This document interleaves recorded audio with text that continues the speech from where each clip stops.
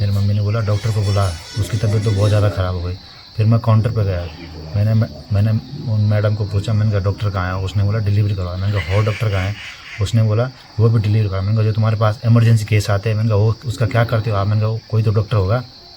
उसका वो मेरे पे भी चिल्लाने लगी, बोलती अपना काम करो तुम। मैं तो मैं जब मैं घर आई तो तय ठीक ठाक था, तय दिक्कत नहीं थे, कुछ और था वार बोले कि तुम जयकर आपको आन से तुम जाओ अब यार, तो हमारे धन रह गए भीतर भैया जुमान। ये डॉक्टर रात को नहीं आते हैं, डॉक्टर सुबह ही मिलेंगे। तो हमने लोगों ने कहा कि मौके में उस व्यक्ति को बुलाया जाए। किस कंडीशन में उस व्यक्ति ने इस बात को बोला, क्या पता डॉक्टर ने उसे कहा हो कि मुझे रात को ना बुलाया जाए। नमस्कार दोस्तों, अभी इस वक्त हम हैं सेमबासर गांव में। बहन रवीना कठैत, जिनकी पिलखी स्वास्थ्य सामुदायिक केंद्र में मृत्यु हुई थी। स्वास्थ्य विभाग की लापरवाहियों की वजह से जिनकी डेथ हुई थी। अभी हम उनके घर पे आ रखे हैं। उनके घर पे पूरे गांव में दुख का माहौल है। बाकी हमारे साथ हैं उनके हस्बैंड, जो कि अपनी बातों को, क्या कुछ उनके साथ वहाँ घटना हुई, वो अपनी बातों को आपके समक्ष रखेंगे। जब हम यहाँ से निकले तो हम 4 बजे बिलेश्वर पहुँचे, 5 बजे तक बिलेश्वर पहुँचे। तो वहाँ हमने अंदर गए थे हम, तो वहाँ से एक आदमी निकला, उसने बोला पहला डिलीवरी है? हमने बोला हाँ। उसने बोला आगे दिखाओ। फिर हम वहाँ से तुरंत निकल गए।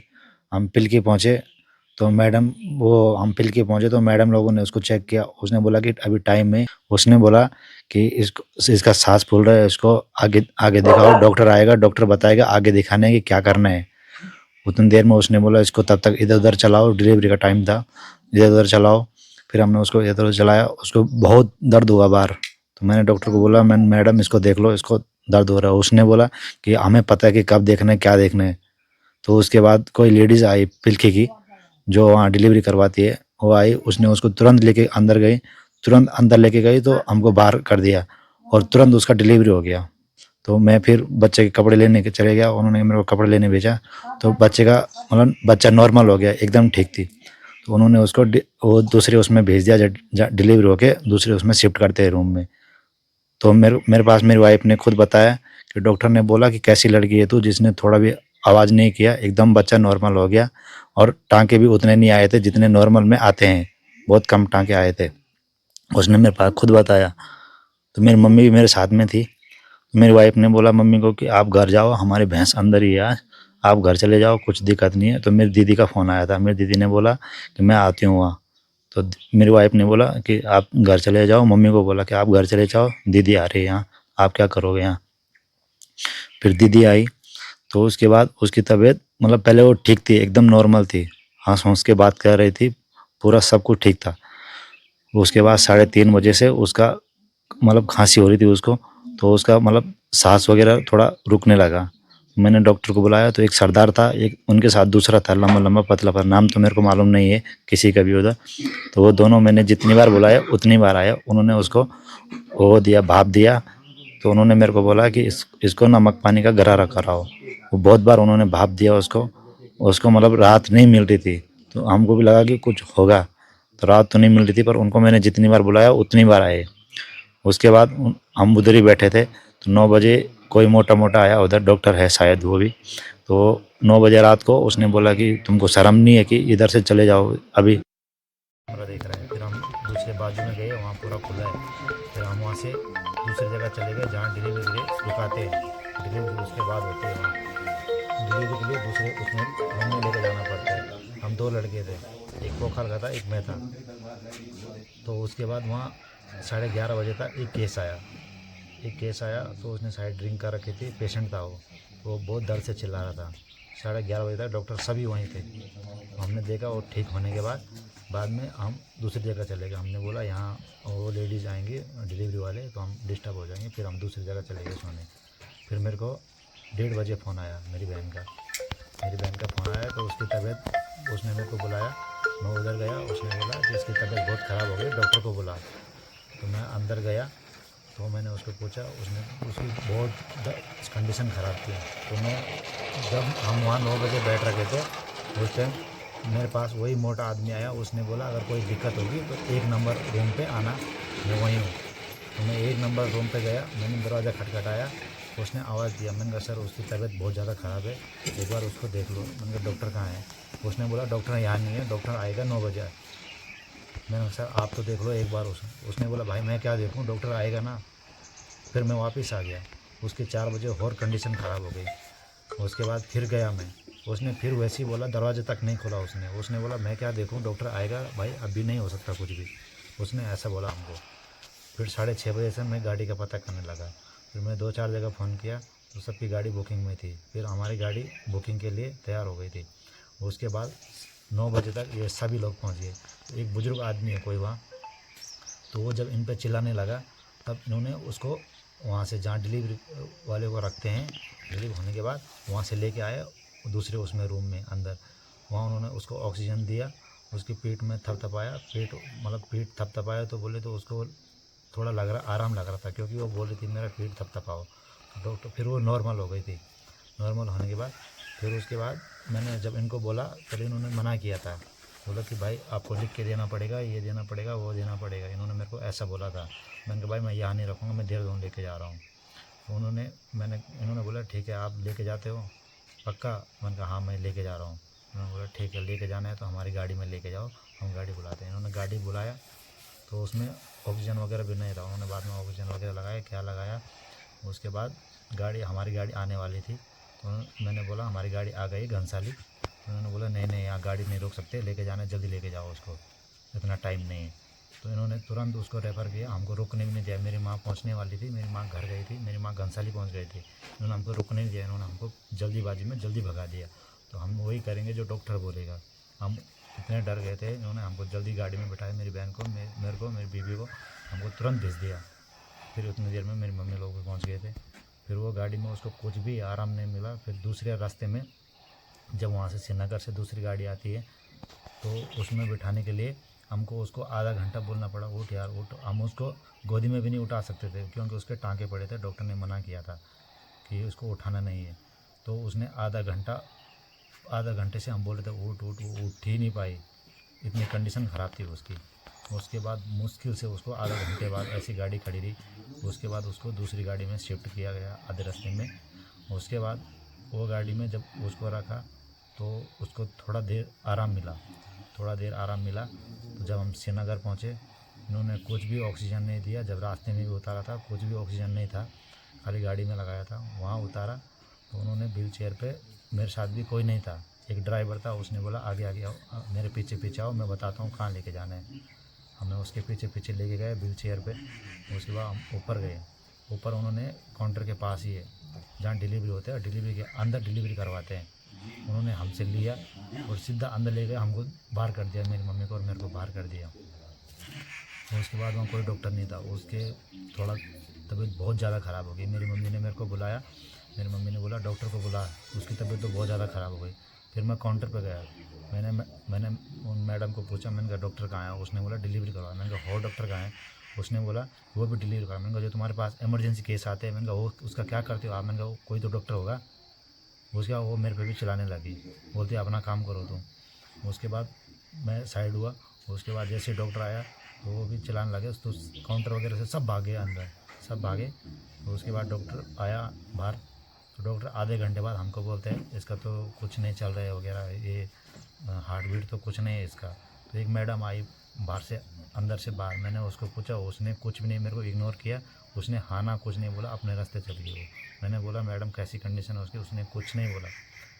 उसके बाद मेरी मम्मी ने मेरे को अंदर बुलाया, अंदर गया तो उसकी डेथ हो गई थी। फिर उसकी डेथ हो गई थी, उन्होंने उसको छोड़ दिया। फिर मेरी मम्मी ने बोला देखो इसको कैसी है, थोड़ा गर्म लग रही है, अभी नहीं मरी है, देखो उसको। उन्होंने बोला माँ जी मर गए। फिर उन्होंने बोला यहाँ डिलीवरी वाले आएंगे, इसको हटाओ जल्दी से जल्दी यहाँ से, यहाँ डिलीवरी वाले आएंगे। इतनी बात। तो जब उनकी डेथ हो गई थी तो उन्हें मोर्चरी में नहीं लेके? नहीं, मोर्चरी में नहीं लेके गए हम। नीचे उसको 12:30-1 बजे करबन लाए नीचे। उन्होंने बोला यहाँ डिलीवरी वाले आएंगे, इसको हटा दो जल्दी से। फिर हमने उसको, उन्होंने बोला कि नीचे रख दो। वहाँ नीचे आए तो वहाँ ऐसा स्टोर टाइप का था, वहाँ मतलब वेस्टेज सामान था उधर, तो वहाँ उन्होंने रखवाया। तो मोर्चरी के लिए 4:30-5 बजे तक साढ़े 5 बजे तक मोर्चरी मिला हमको, उससे पहले नहीं मिला मोर्चरी। अभी हमारे साथ हैं मृतिका बहन, रवीना कठैत की सासू जी, मेरी मौसी जी। वैसे इस दुख की घड़ी में इनसे पूछना तो खैर ठीक नहीं लग रहा है, लेकिन जिस तरह से बहन रवीना के साथ ये घटना घटी है, मौसी जी आप बताएंगे लोगों को कि क्या कुछ आपके साथ हुआ, किस तरह से ये घटना घटी, क्योंकि आप भी वहीं उनके साथ ही थे।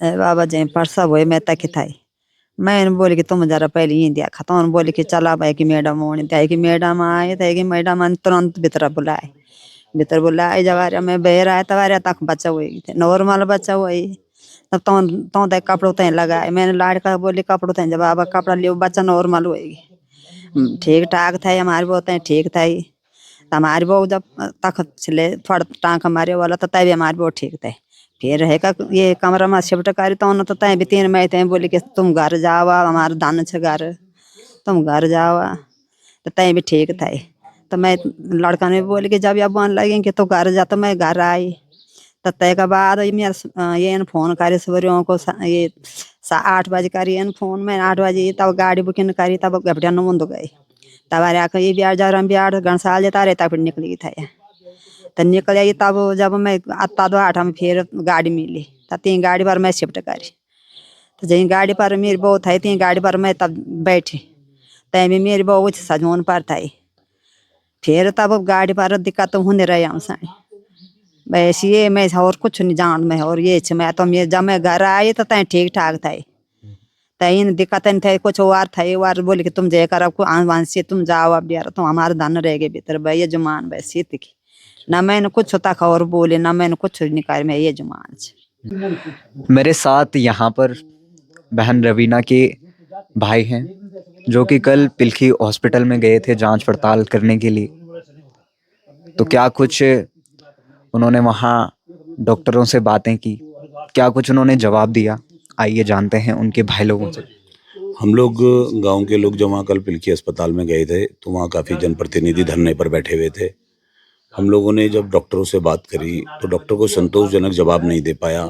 बार बार डॉक्टर इस बात को साबित करने की कोशिश कर रहे थे उनकी कोई लापरवाही नहीं है और वो हम लोगों को ये कह रहे थे कि रवीना की जो माताजी हैं उन्होंने पहले ही से बता दिया था कि उनकी कोई सर्जरी हुई है और रवीना ने उनकी माताजी को नहीं बता रखा था।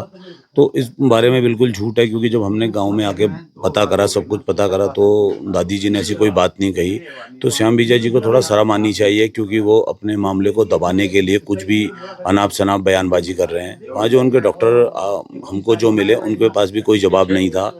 उनको जब हमने कहा कि रात को किसी ने नहीं देखा है और आप हमें ये बता दीजिए, जब वो व्यक्ति 2 बजे से लेके 4 बजे तक बार बार अपील कर रहा था कि कोई डॉक्टर इसको देख ले, कोई डॉक्टर इसको देख ले, तो डॉक्टर का कहना था कि नहीं हम लोग गए थे। तो हमने जब वहाँ की सीसीटीवी फुटेज चेक करी और देखा सीसीटीवी फुटेज में तो 2 से 4 बजे तक कोई भी डॉक्टर जिम्मेदार पद का कोई अधिकारी वहाँ नहीं गया। और उसके बाद हमको ये पता चला कि उन्होंने रात भर उसे दो बार न्यूमेलाइजेशन कराया और ऑक्सीजन सिलेंडर की उसकी कोई व्यवस्था नहीं करी। जब कंडीशन क्रिटिकल हो गई, उनके हाथ से बाहर चली गई, तो उन्होंने सुबह उसको श्रीनगर बेस हॉस्पिटल के रेफ़र कर दिया, जिस एम्बुलेंस में उसको भेजा गया। उसके बाद जब वो इनका कुछ नियम है कि एम्बुलेंस चेंज हो जाती है, तो जब उसे दूसरी एम्बुलेंस में भी रखा गया तो भी उसमें जो जितना भी प्रोसीजर हुआ आधे घंटे में वो लड़की दूसरी एम्बुलेंस में शिफ्ट की गई, तो उसमें भी कोई ऑक्सीजन सिलेंडर लगा के उसे शिफ्ट नहीं किया गया। बार बार डॉक्टरों का ये कहना कि हमने कोई लापरवाही नहीं करी, उनकी बातों से साफ झलकता है कि वो अपनी नाकामियों को छुपाना चाह रहे हैं। और वो बिल्कुल साबित होता है कि जब हमने उनको ये कहा कि रात को जो व्यक्ति था और जिसने मृतिका के पति को ये कह के टाल दिया कि डॉक्टर रात को नहीं आते हैं, डॉक्टर सुबह मिलेंगे, तो हमने लोगों ने कहा कि मौके में उस व्यक्ति को बुलाया जाए। किस कंडीशन में उस व्यक्ति ने इस बात को बोला, क्या पता डॉक्टर ने उसे कहा हो कि मुझे रात को ना बुलाया जाए। लेकिन वो ये कहने लग गए हम पे उसका फ़ोन नंबर नहीं है, अब हम उसे कॉल करते हैं। बड़ी मुश्किल से हम लोग जब वहाँ धरने पे बैठ गए तो उन्होंने उसको चुपचाप से कॉल करा, तो उसका नंबर उन्होंने बाद में स्विच ऑफ बताया, कहा आज रविवार है, उस आदमी से बात नहीं हो सकती। इस तरीके से वो हम लोगों को गुमराह कर रहे थे। बार-बार वो हमको अपने रजिस्टरों को दिखा रहे थे और कह रहे थे हम इतनी सारी डिलीवरी कराते हैं, लेकिन हमको रेफ़र रजिस्टर नहीं दिखा रहे थे, क्योंकि वहाँ कितने लोग रेफ़र हो रहे थे, क्योंकि हम 1-2 दिन से जब वहाँ लगातार जा रहे हैं तो हम देख रहे हैं और रात को लगातार लोगों को रेफ़र कर रहे हैं। उसको रेफ़र सेंटर बना दिया गया है। और सबसे बड़ी बात उसमें ये है कि जो वो लड़की जिसका वो वीडियो बाद में वायरल हुआ है, उसमें ये दिखाया जा रहा है उसकी डिलीवरी के बाद उन्होंने जब उसे पूरी रात ऑक्सीजन सिलेंडर नहीं लगाया और सुबह जब उन्होंने उसको ऑक्सीजन सिलेंडर लगाया, उसकी स्थिति बिल्कुल ठीक लग रही है।